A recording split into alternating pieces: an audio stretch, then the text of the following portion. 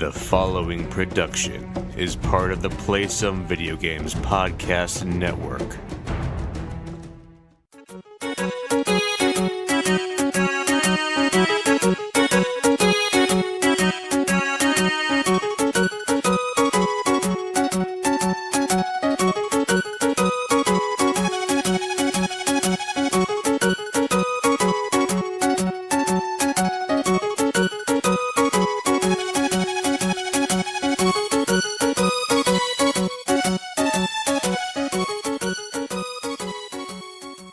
Hello, everybody. This is Arcadia Academia, and class is officially in session.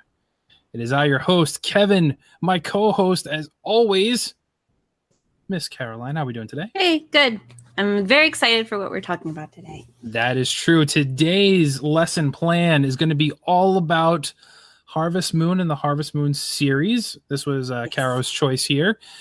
We are tweaking things up just a tad and kind of changing the format here. As any great lesson plan in the school itinerary goes, you have multiple classes you need to attend. So we're going to start doing the same thing. We will start each episode with science, which is the mechanics of the game, the kind of the background information, how it works exactly. So if you're not familiar with the game at all, you'll get a feel for it there. We will have a history class, of course. So we'll talk about the making of and the development of the title or series that we're discussing. And then every great class day wraps up with a nice free period where you get to do kind of whatever you want. So we'll discuss our experience with the game or series, any fun facts that might come up, and anything else we want to throw in there. So that's Arcadia Academia in a nutshell. So, Caroline, what is Harvest Moon? Take it away. Harvest Moon is my BFF. But to put it more descriptive for everybody else, Harvest Moon is the reason that you have Stardew Valley today. You can thank Wada-san for that. Harvest Moon is known in Japan as Bokujo Monogatari. I like to call it Bokumona for short because that's a mouthful. Bless you. Yes, and Bokujo Monogatari literally translates to a farm story. So it's like you're living out your life on a farm. And it's basically a farming simulation role-playing game where you are the character and you are taking over a farm and you get to live your life on a farm. So what we're going to be talking about today is the beginning of the series, which was the original game for the Super Nintendo, Super Famicom. And it was just called Harvest Moon in the West, or the original Bokujo Monogatari in Japan. So the original story or plot of the game is pretty basic. It's basically, you're only allowed a male character. In later games, they would give you the option of being a male or female. But in the very beginning, you're a male character. Your grandfather has just passed away, and he had a farm in his will that he left to you. The farm is in shambles, and the whole point of the game is that you have 2.5 years to turn the farm around and make it what it once was. And that's basically it. It's free reign. It's up for you to do. You can get married. You cannot get married. You can have animals. You cannot have animals. You can grow crops. You cannot grow crops. It's up to you to do whatever you want in order to make the farm successful. So it's just male characters at the beginning, right? Yes. The original, I think,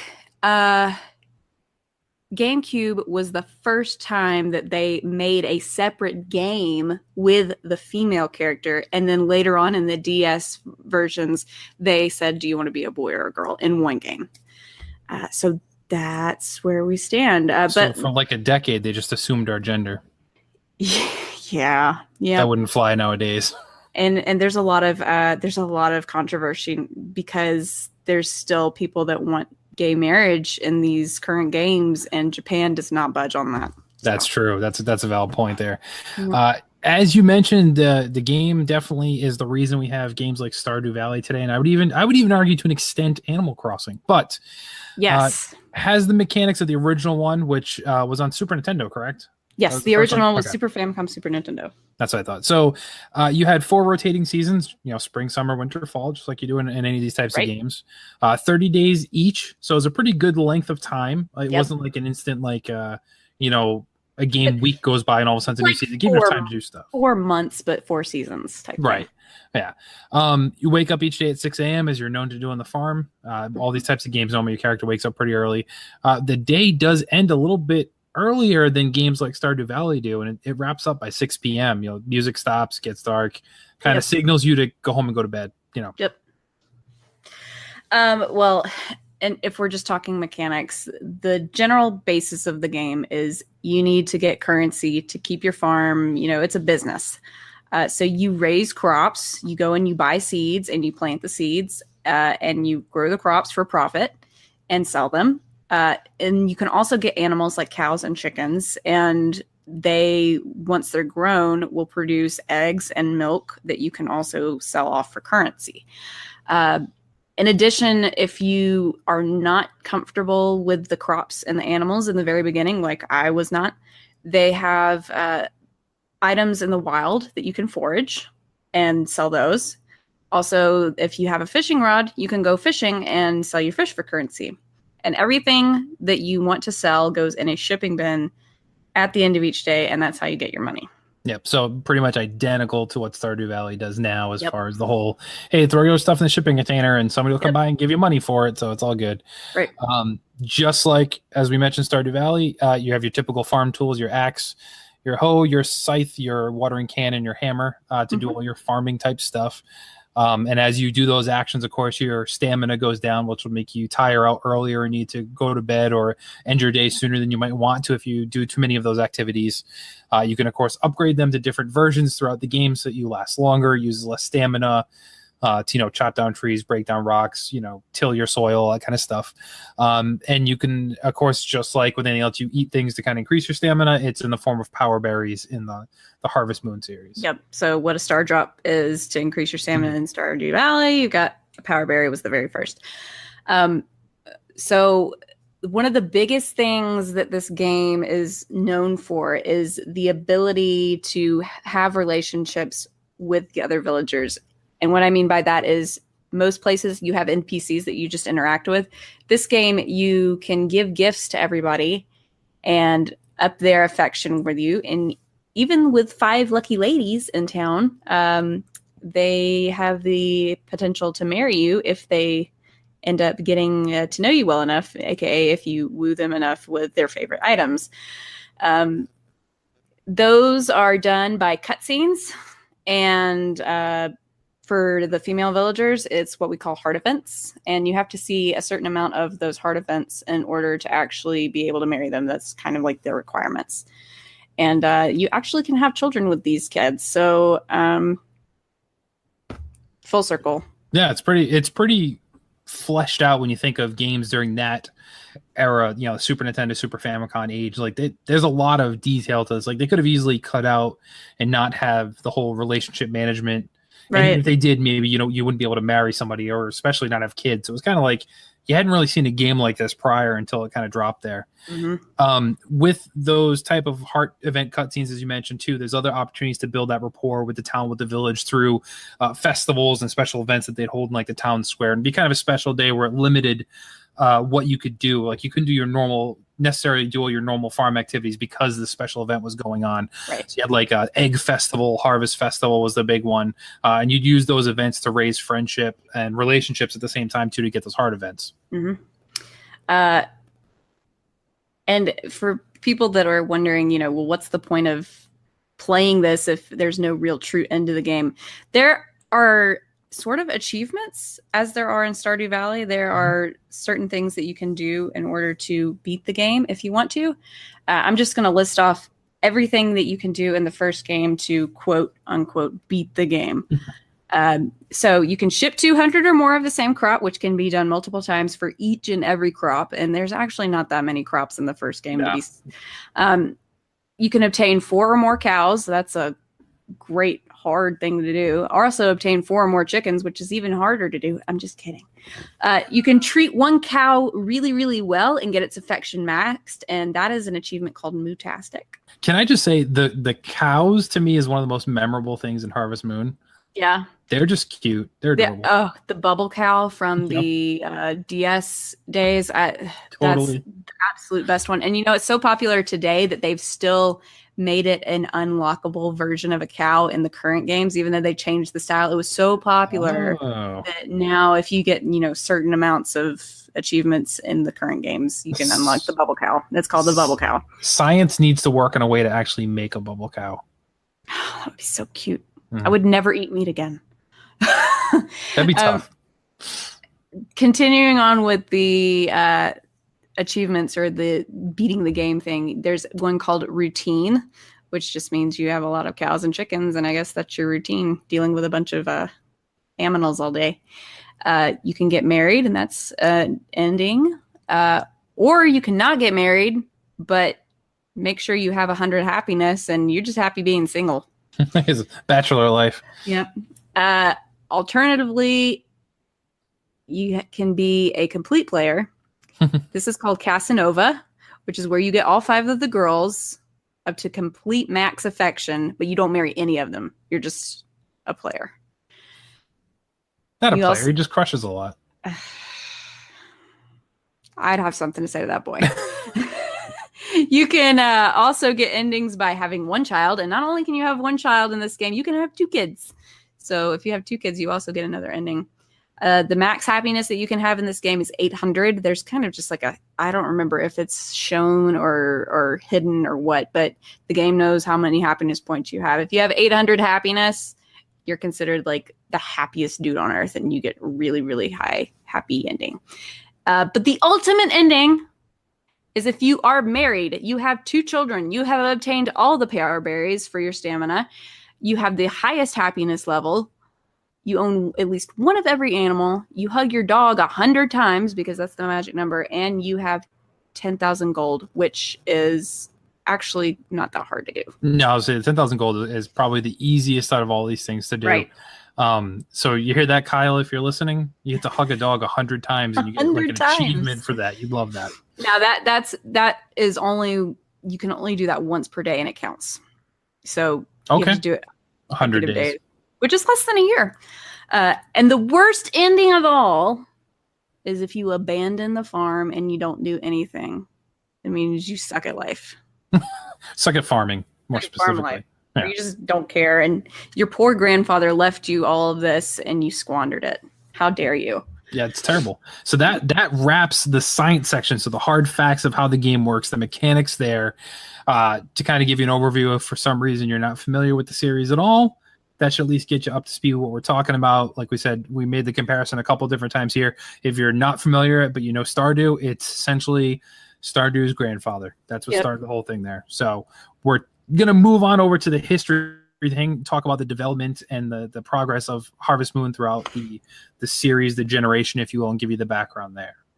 Yep, it was developed by a group called Amicus for the Super Nintendo, and that was back in 96.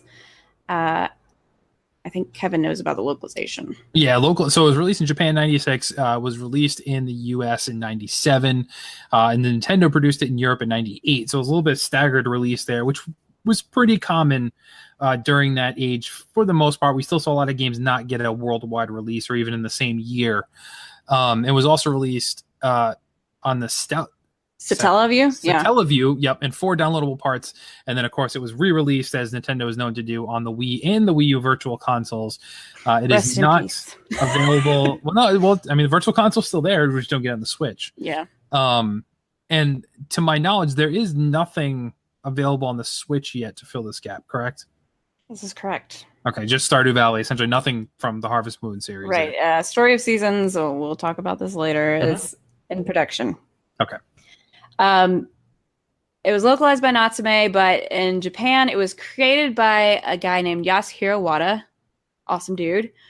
He came up with the idea when he moved to Tokyo, and he had been a country kid all his life.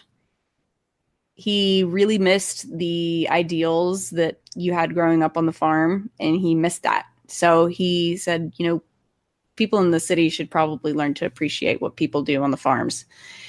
And so he wanted to do an RPG that had no combat whatsoever. And even though there was no combat, he took elements from Link to the Past, like swinging swords and using items, but using them as tools like hoes and hammers and axes and stuff. And he also took elements from SimCity, which was a popular thing on the SNES at the time. Yeah. So you could expand and grow your farm, which is the whole point of the game. Yeah, during this time frame too, you got to remember this was in the heyday of RPGs. Right. And this game very much bucked against tradition and was something very different, even though I would still say it's an RPG. But you had things like, I mean, Super Mario RPG released the year before this in Japan, and in the US for that matter. You had Star Ocean was out at this point. All this Final Fantasy stuff going on. Yeah, I mean, so this was something totally different. Dragon Knight, Breath of Fire, all these games were out. And then this guy comes along and says, hey, I want to do this. Yep.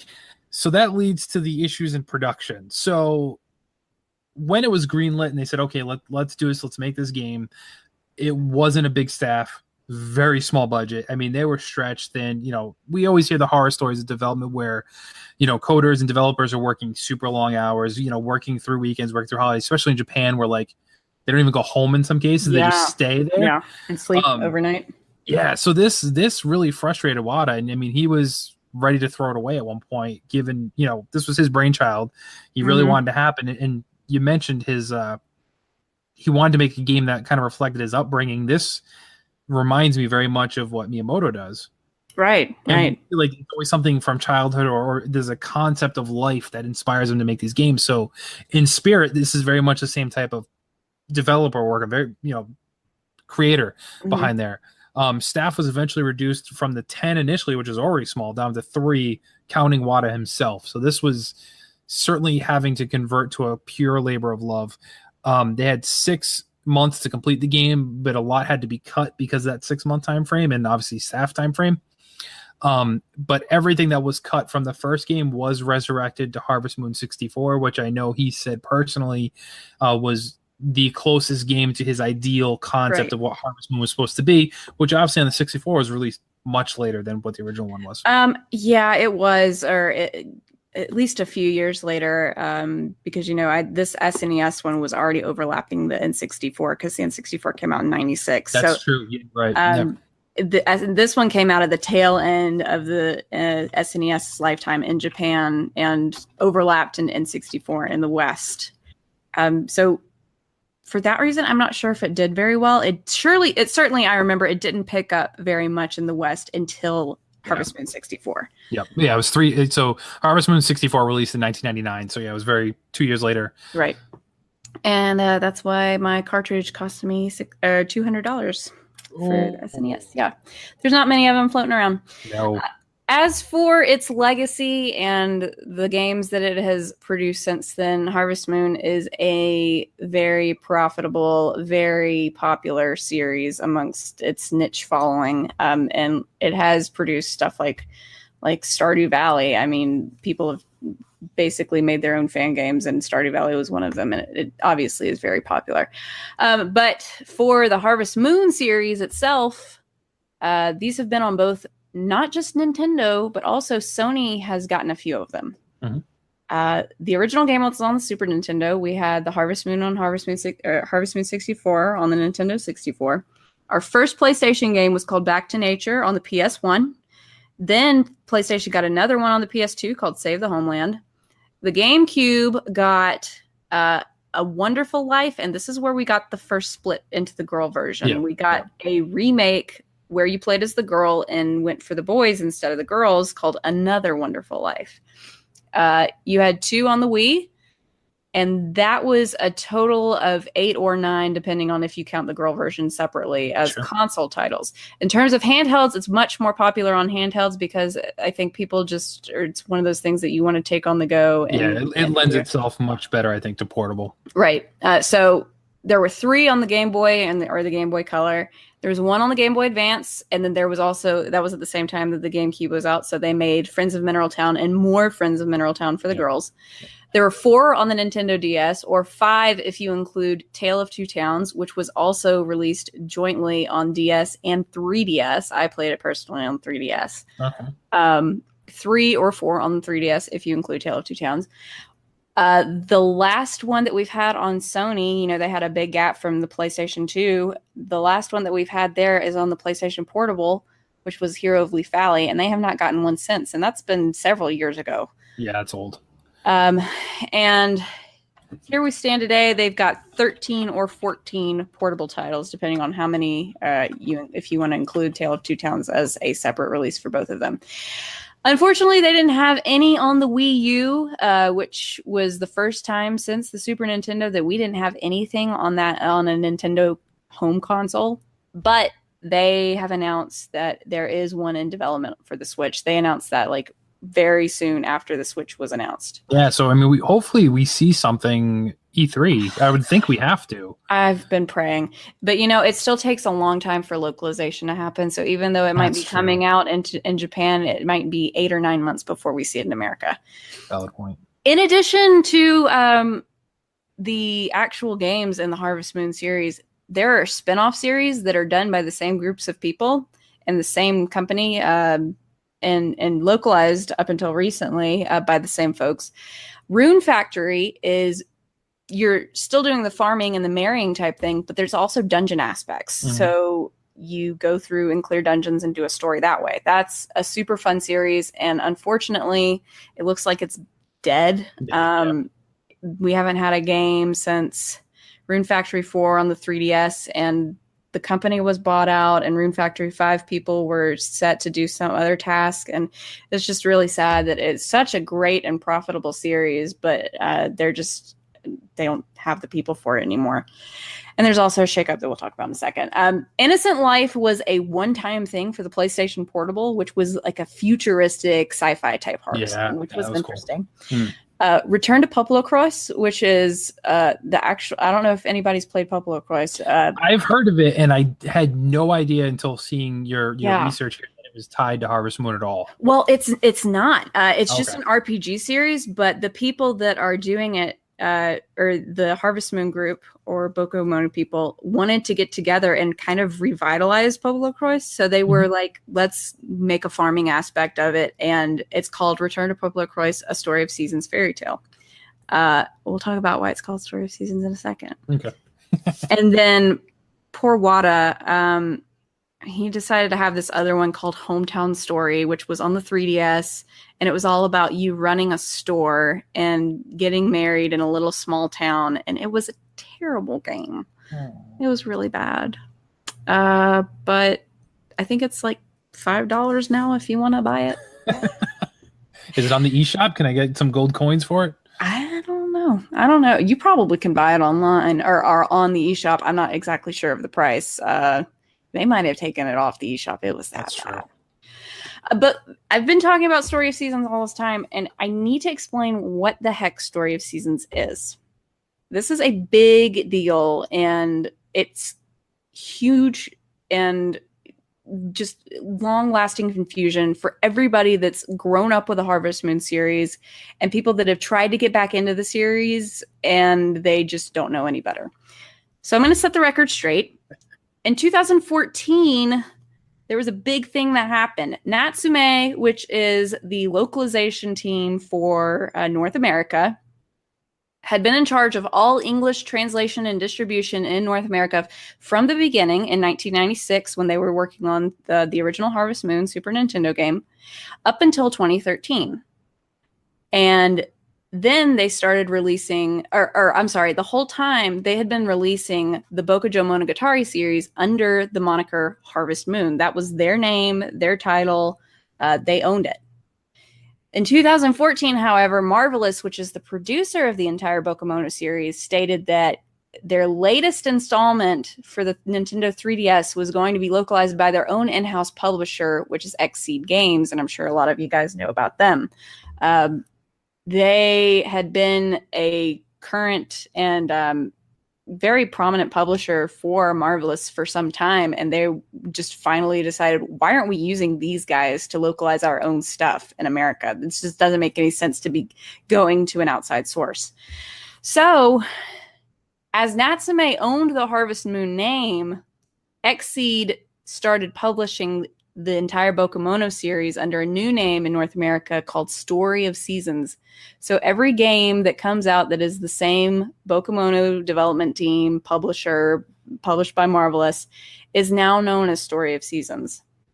In 2015, Nintendo of Europe also announced they are the publisher in Europe still to this day. Nintendo just does it themselves over there.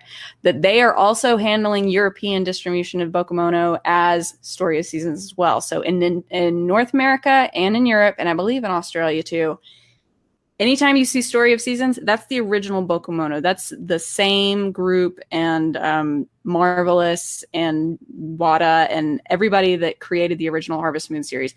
That is the same baby.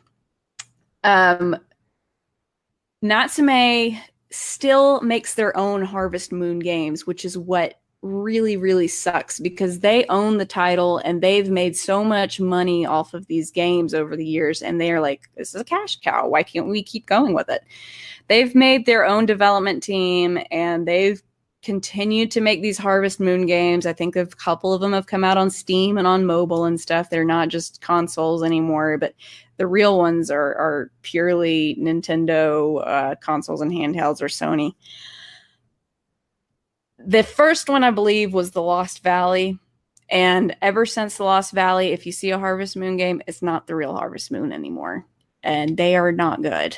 In my personal opinion, I've played them and they're bad news bears. And it's something that if anybody wants to keep going with the same kind of experience that you had growing up or playing the original Harvest Moon games, you need to go with Story of Seasons because the current Harvest Moon is just a cheap knockoff.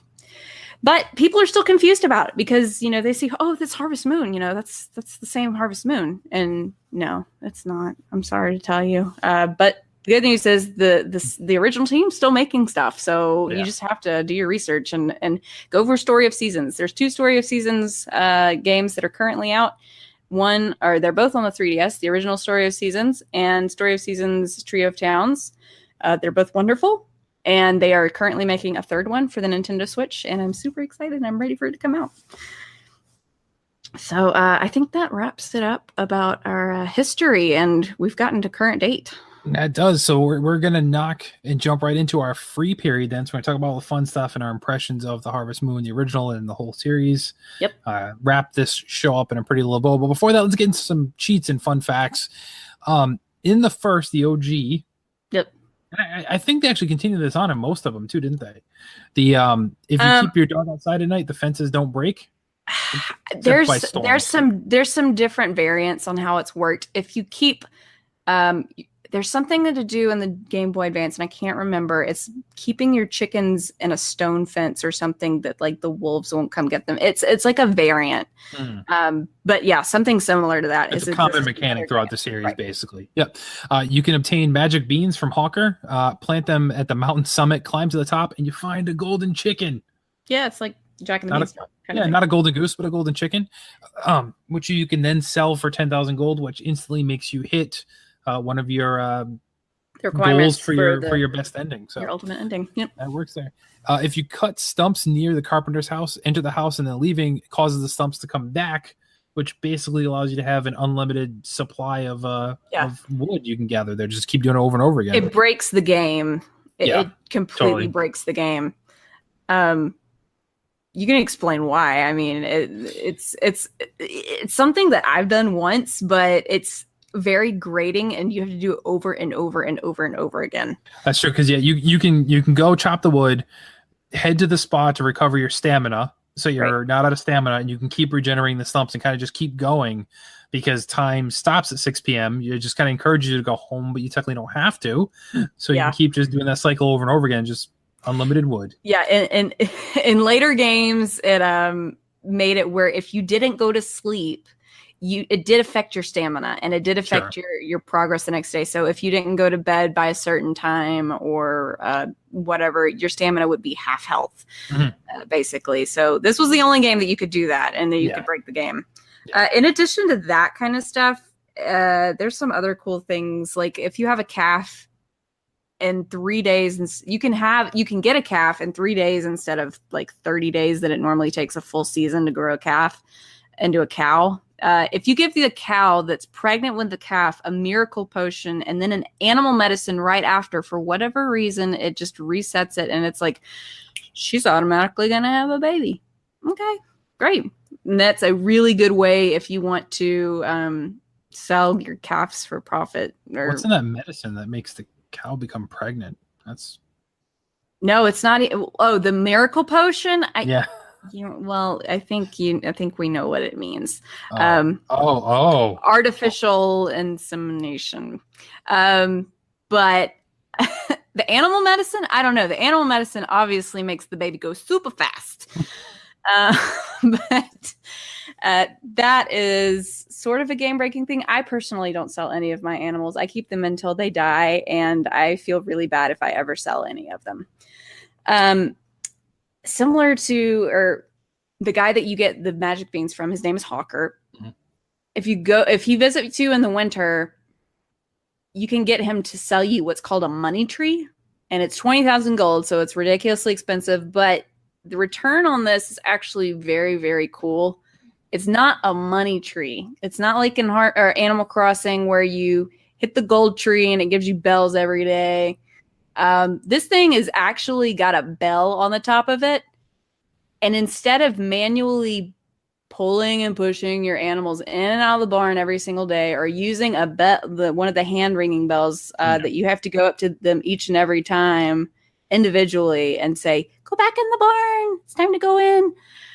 You just ring this bell on this tree and everybody goes in, everybody goes out. It's perfect. It's like the equivalent of the triangle when you see like the old West movies, they ring the triangle. Yeah. To see like lunchtime and all the kids come back in. Yep. I love that because one of my favorite Harvest Moon games is Animal Parade on the Wii, and they actually brought that big bell outside mechanic. You can build that bell and just ring it in the daytime when it's time for them to go out in, and then bring it back out. I think A Wonderful Life on the GameCube had a button on the barn that you could do that too. And then I mentioned earlier that there's not a lot of crops in this game. And when I say there's not a lot of crops, most games currently have at least 5 or 6 crops per season that you can do. Yeah. This game had 2 spring crops, which was a potato and a turnip, 2 summer crops, which was corns and tomatoes, and there's no fall crops, which is extremely uncharacteristic because should be pumpkin, at least pumpkins and eggplant, and that's all of your stereotypical fall crops that you get in games nowadays.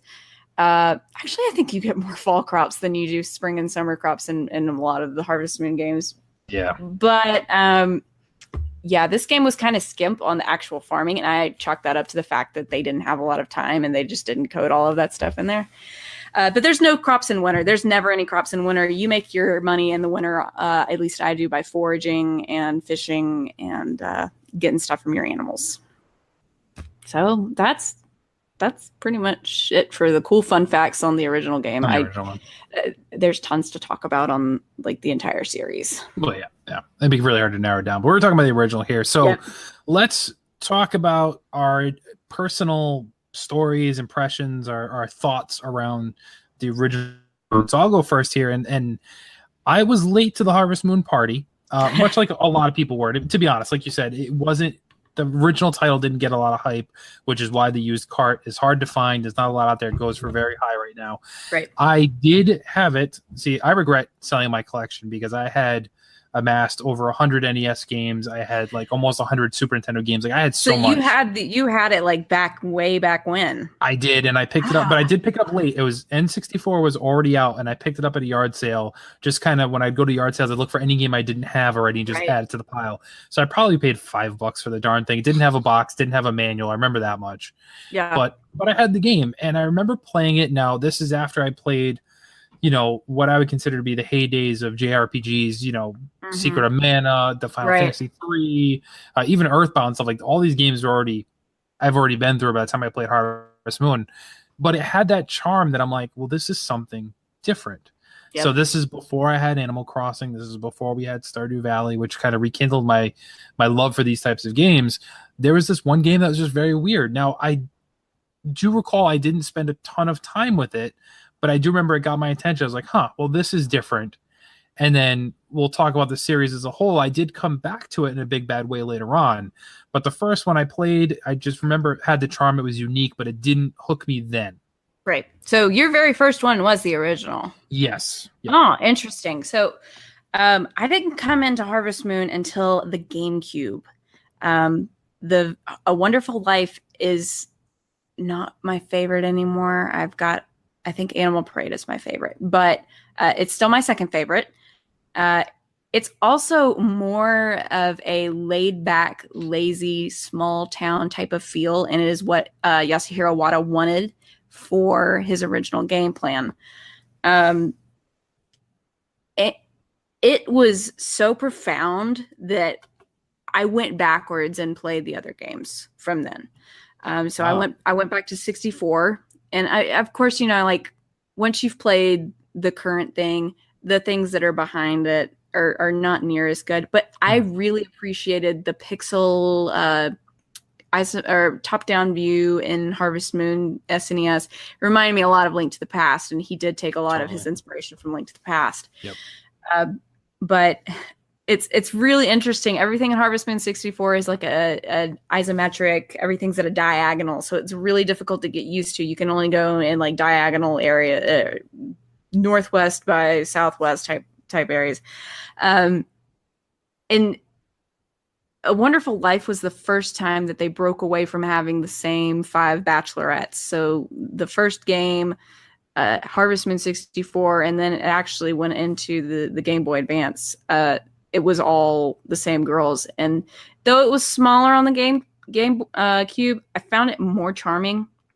And it was actually after I had played Animal Crossing. I got Animal Crossing when it came out in 2002, and I don't think I played this game until 2003 or 2004. Yeah, it was released in 2003, I'd been used to that laid back kind of gaming experience, and it was something else that I found and played and loved, that I was just like, there's more of this. I got to play more of this. And I followed the series ever since. So, so for me, I took that break. So you kind of mentioned where you got into it. Yeah. I took a break, and the next one I picked up actually was Friends of Mineral Town on the Game Boy Advance. Game Boy Advance, yep. So Game Boy Advance was a really special system for me. At the time, I was in college when I had the Game Boy Advance. Made me feel young. Yeah, I know. And the GBA SP, the Game Boy Advance SP with the clamshell one. And I spent a lot of time commuting back and forth to school. I took the city bus to get there, because I went to school in like downtown Providence. So it was a major city. There's no place to park. So it was like, well, there's no point in me driving to school. I took the bus every day. Right. So it was a lot of waiting around, and then time in between classes. I wasn't going to go home. So I was there all day, even though I had like, maybe 2-hour breaks in between classes. So the Game Boy Advance was like my thing to do in my free time. So I played tons of great games that are very memorable at that time for me. And this was one of them. And it got me back into the series. I'm like, okay, it'd been a long time. I didn't play the 64 one until much later, but this one I was like, wow, okay, this took what I remember and made it even better. And I think I can say it. This was my favorite Harvest Moon game, was this one. And it's what brought me back in. It's very in my well top done. 5. Yeah. And a lot of people rank it up there. So that was great. And then of course Animal Crossing came out. That changed my whole life. Yes. So I did, of course, jump on the ones on GameCube. You know what? Wonderful Life. Yeah, so you did play A Wonderful Life too. Yep. I played A Wonderful Life first, and I was so moved by it. And there was this one area in A Wonderful Life that's like where the valley goes out to the mountains, that you have the ability to connect your Game Boy Advance to the GameCube and stuff. I bought a Game Boy Advance connector and the Friends of Mineral Town just so I could go. You did it for that and not for Animal Crossing? Yeah. Wow. Okay. Yeah. It was the first. I already had I don't know. It was just something like, I wasn't crazy about the island, but once I had it, I did do it on that, and I did it on Wind Waker and, everything since. But that was the reason that I got a Game Boy connector cable. Yeah. I mean, that's the one. And to be honest, I think the GameCube one was the last one I played. I didn't follow with the Wii.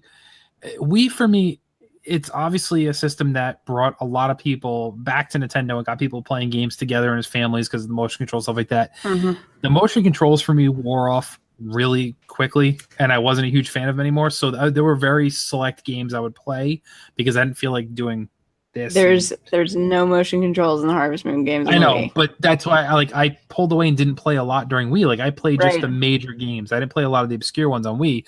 That's actually where I diversified my gaming, if you will, and that's when I picked up a PlayStation and started playing those types of games over there. Gotcha. And I have not picked up on any of the Tales of Two Cities or whatever, Story of Seasons. Yeah, the Story of Seasons. I haven't picked up any of those yet, but I am looking forward to the Switch one only because Stardew Valley's kind of brought me back into the farming sim. Right. And I remember the first time, and I've said this on numerous podcasts here, I didn't get Stardew Valley for a long time. I'm like, I don't understand what I'm supposed to be doing. It wasn't clicking, but then it did in a big bad way, and I love it now. So I'm looking for something more advanced than what Stardew offers, and I know this will deliver on that and give you obviously a much better story because the story in Stardew Valley is just really lacking overall anyway. So I'm excited for that. But yeah, for me, it's been a long time since I've gone back to those games, but it's certainly, things like Animal Crossing brought me in. The Game Boy Advance is my favorite one, hands down. But yeah, it's been a long time since I visited back, but I am excited to go forth on the Switch. I did actually look up today on the 3DS to take a look and see how much they were charging for the older games. And they're still like $30. I'm like, oh, seriously? Yeah. Or like the Natsume ones or the Xseed ones? Because the Xseed ones. Xseed, yeah. I mean, it's really popular still. I think it's because people are finally realizing that the new Harvest Moon games really suck. Yeah. And they're like, oh, Story of Seasons, this is the real one. Yeah, gotcha. Okay, so they're still discovering it. It's been out since the original ones came out in 2014, and people are still going back to it. Oh yeah, and was it Homeland? You said was the other one? No, the newest one that came out is Trio of Towns. DLC. The one you said was bad. That was Hometown, whatever that he made. That wasn't good. Hometown Story. So I looked that up. That is available on the eShop, and it's $20. So. You know what? I think that it was originally $29.99. It wasn't even $30, or it wasn't even $39.99. So it hadn't come down that much. No, it's kind of like, and that's what I've noticed with these games. Their prices stay pretty aggressive. I mean, you might find some, like, I think eBay is your best bet. GameStop, I know, still charge too much for a lot of their used games, and because this isn't as popular as mainstream, you don't find a ton of used copies in these locations. So when they are there, they're still charging $5 off the maximum retail value anyway. Right. So it's tough to get back into. So I know for the Switch, I'll just pay the $30-$40, whatever it's going to cost right out the gate. I mean, hopefully it's not a $60 game. I can't imagine it being that. Oh, but you never know. Not. I think it's probably going to be $49.99 at most. Yeah, which I'm okay with, and I'll do that, and I'll dive back in and enjoy the heck out of that one. Yep. I have to say that it's been Animal Parade was the last console Harvest Moon that came out, and it was my favorite, and I really appreciate what they've done on consoles. They have developed the handhelds to be just as nice and chocked full of stuff as the console ones, but there's some charm about sitting down and getting immersed in your television. And I think I played Animal Parade probably the most out of any Harvest Moon game that I've ever played before. It's just one of those games that you want to keep going and keep discovering, and there's a story to it too. And it's just unlocking the story elements and be like, wonder what happens if I do this. It's just a never ending thing, and it's extremely fun. Totally. And I am dying to see if we get a Switch. Just some mention of it at E3, please. I think there's got to be something. I mean, obviously, Xseed doesn't do like a big press release or anything like that, so I think we may see it in maybe like a sizzle type scenario. They normally announce stuff through Japanese magazines, and we haven't gotten anything like that true, too. Yeah. Maybe Xseed will be the one to bring the news out. I don't know. We'll see. Yeah. I don't know. We have a pretty good relationship with Xseed over here in PSVG too. So, dude, really? Yeah, we've gotten a few games from them for review. Nice. Because they do publish a lot of the things. They're not necessarily developers, but they publish quite a few things. And we've done 4 or 5 different reviews, I think, for them. So we haven't gotten one of these games, but we're poised. We could. I would be the one to do it. I had no argument there. I just got the Shantae one that it's not localized by Xseed, or Shantae is obviously Western anyway, but they were in charge of the physical production, and I very much appreciate them doing that because I've wanted a Shantae physical Switch version for, since I heard about it, that it was coming to Switch, and Xseed's the bomb. Yeah. They did great work. Impressive. They are. So I think children, if you hear that, we're hearing the class bell ring. Oh, so that means already time. It's already time. It's already time to move on. So Harvest Moon was your choice. Harvest Moon was my choice. It's your turn. It's my turn. Oh no, I'm so worried. What are we gonna do? So I'm gonna do something a little different because we changed the format of the show. Right. So I'm gonna pick 2 titles and we're gonna put it up for a vote on Twitter. Sweet. So make sure you check out the PSVG Twitter feed after this episode is released. And my 2 choices are Moonwalker, the Michael Jackson beat 'em up game. That's right, from Sega Genesis era. Or, because I know you've purchased this, I don't think you've gotten it yet because it hasn't released yet to my knowledge, from the same people who made Thimbleweed Park, the original inspiration from the same creators, Maniac Mansion. Oh, so you want me to play it, huh? See, I didn't know what Maniac Mansion was until you mentioned it to me. I heard of Monkey Island, but I'd never heard of Maniac Mansion. Maniac Mansion is I haven't revisited this game in quite some time, but I do have fond memories of it. And Ron Gilbert is the main driving creative force behind this game, and he was also the main driving force behind Thimbleweed Park. Right. This is much closer to a spiritual successor than Monkey Island is by far. Like this is much closer to the same themes, the kind of humor, the darkness of it, and the very quirky characters are all much more reminiscent there too. So I'll put that up on the feed. We want you guys to vote. We'll give you probably like a week or 2 to vote on that, and then one of those 2 choices will be our next Arcadia Academia. So sweet. In the meantime, though, Caroline, where can people find you? People can find me on Twitter at the Nintendame. I am also more and more prevalent in the Discord. I think I can call myself a regular now. I've been around. Yeah, you've been around. Yeah, I'm mostly in the Nintendo Shack, but I'm also in the general feed pretty often. Yep, you branch out for sure. Yep. So you can find me, of course, at PSVG Kevin on the Twitter. We are a proud member of the PSVG Podcast Network. So we appreciate you telling a friend, sharing with some people. We know not every show in the feed may be for everybody, but this one might be one for fans of retro games or historians or collectors to kind of talk about those games. People that want to know the nerdy nitty gritty. That's true. Or just fun facts. You never know. So we appreciate if you tell a friend, let them know. Most importantly, as I always say, never stop gaming. But this has been Arcadia Academia, and you have been schooled.